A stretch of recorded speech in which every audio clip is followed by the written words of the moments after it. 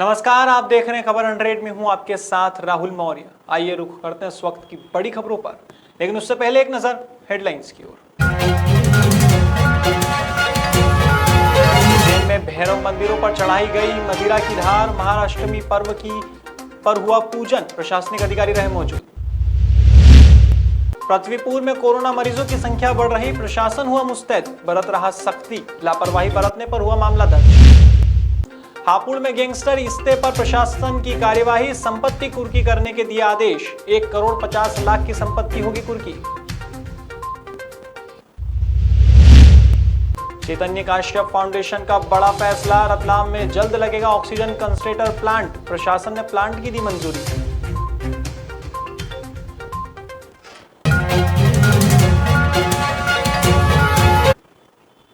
उज्जैन में परंपरा अनुसार महाअष्टमी पर्व पर प्रशासन की ओर से नगर के देवी के भैरव मंदिरों पर मदिरा की धार चढ़ाकर पूजा अर्चना की गई।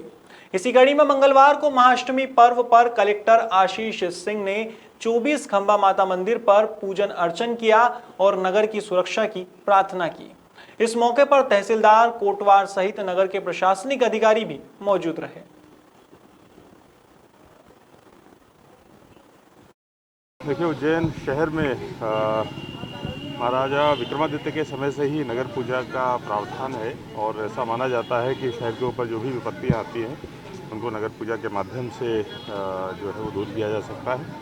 आज उज्जैन की संपूर्ण जनता के तरफ से उनके प्रतिनिधि के तौर पर यहाँ पर नगर पूजा मेरे द्वारा संपादित करी गई है और देवी से प्रार्थना करी गई है कि न केवल उज्जैन में बल्कि मध्य प्रदेश में, भारत में, दुनिया में जो भी कोरोना का महामारी का दौर है ये बहुत जल्द ख़त्म हो और पूरे विश्व में पहले की तरह एक जो सामान्य जीवन दशा है उसका प्रारंभ बहुत अतिशीघ्र।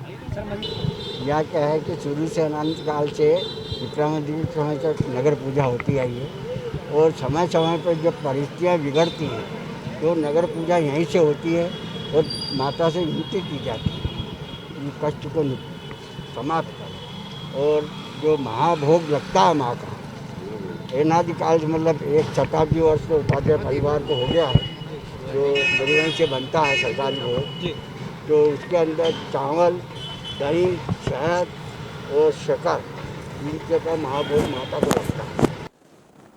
पृथ्वीपुर के निवाड़ी में कोरोना मरीजों की संख्या बढ़ते देख प्रशासन मुस्तैद हो गया है। बेवजह सड़कों पर घूमने वालों के खिलाफ कार्यवाही कर रहा है। हाल ही में देखने में आया कि होम क्वारंटाइन होने के बावजूद भी एक युवक बाजार में घूम रहा था। इसकी सूचना मिलने पर प्रशासन ने विभिन्न धाराओं के तहत उक्त युवक के खिलाफ मामला दर्ज किया है। साथ ही लोगों से अपील भी की है कि इस महामारी के दौर में अपना ख्याल रखें, बेवजह घर से ना निकलें।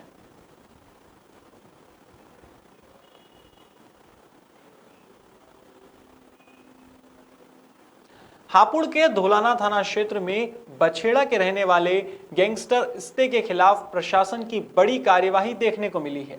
बताया जा रहा है कि गैंगस्टर इस्ते पर 40 से ज्यादा केस दर्ज हैं। अब ऐसे में प्रशासन ने गैंगस्टर इस्ते की संपत्ति कुर्की करने के आदेश जारी किए हैं। इसके चलते गैंगस्टर की 1,50,00,000 की संपत्ति कुर्की होगी। वैसे तो प्रशासन ने मकान के बाहर कुर्की का नोटिस लगा दिया है, लेकिन अब देखना होगा कि आगे की कार्यवाही कब होती है।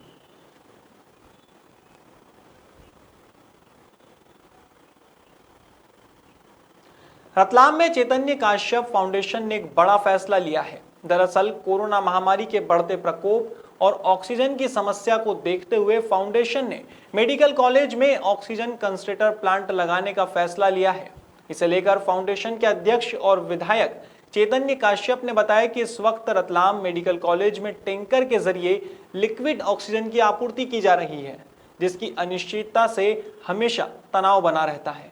ऐसे में उन्होंने संभागायुक्त को 57 मीटर क्यूब का ऑक्सीजन कंसंट्रेटर प्लांट स्थापित करने का प्रस्ताव दिया था, जिसकी कीमत 1 करोड़ के करीब रहेगी।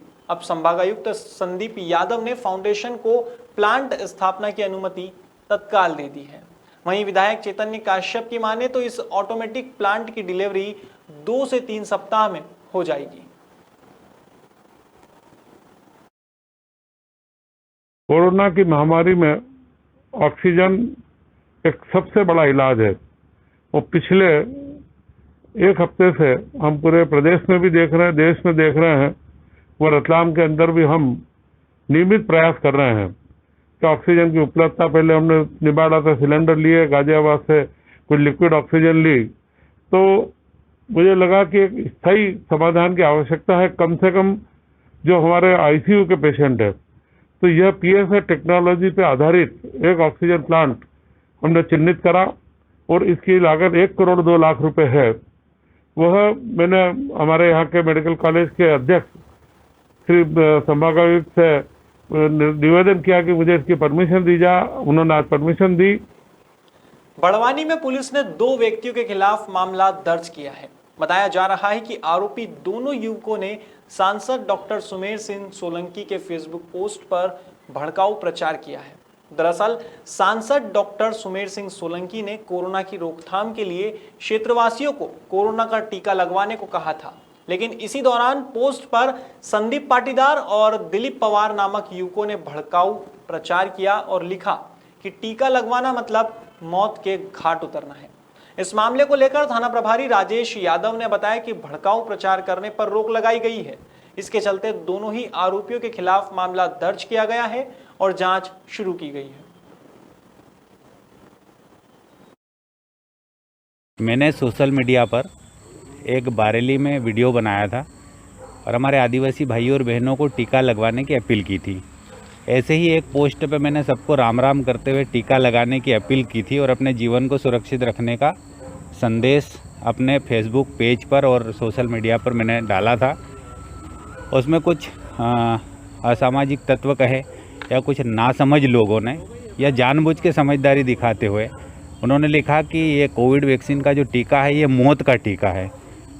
जब पूरे देश भर में कोरोना से बहुत बड़ी संख्या में लोग संक्रमित हो रहे हैं तो टीका लगाना ऐसे में जीवन के लिए बहुत सुरक्षित है, लेकिन इस सुरक्षा के टीके को लेकर अगर कोई भ्रामक जानकारी फैलाएगा समाज में तो निश्चित रूप से उसके खिलाफ कड़ी कार्रवाई होना चाहिए। राज्यसभा सांसद श्री डॉक्टर सुमेर सिंह सोलंकी जी के द्वारा फेसबुक पे एक पोस्ट डाली गई थी जिसमें उन्होंने आम जनता से अपील की है कि आप कोरोना का टीका लगाएं और अपने जीवन को सुरक्षित करें। इस पोस्ट पर कुछ लोगों के द्वारा गलत कमेंट की गई है, जिसमें संदीप पाटीदार और दिलीप पवार नाम के युवक का नाम सामने आया, जिन्होंने इसमें लिखा है कि टीका लगवाने से घातक परिणाम हो रहे हैं और कई लोगों की मृत्यु भी हो रही है, शमशान घाट जा रहे हैं। जो ये गलत कमेंट करने पर उनके खिलाफ आईपीसी की धारा 188 और धारा 51, धारा 54 आपदा प्रबंधन अधिनियम के तहत अपराध पंजीबद्ध किया है और इनके खिलाफ सख्त से सख्त कार्रवाई की जाएगी।